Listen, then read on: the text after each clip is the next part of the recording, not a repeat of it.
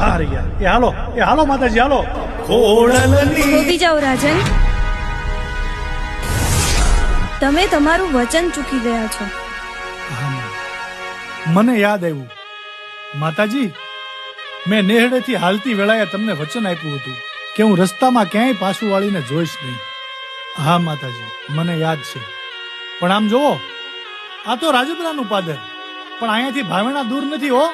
થોડાક આગળ હાલશો ને એટલે હમણાં ભાવેણા આવી જશે.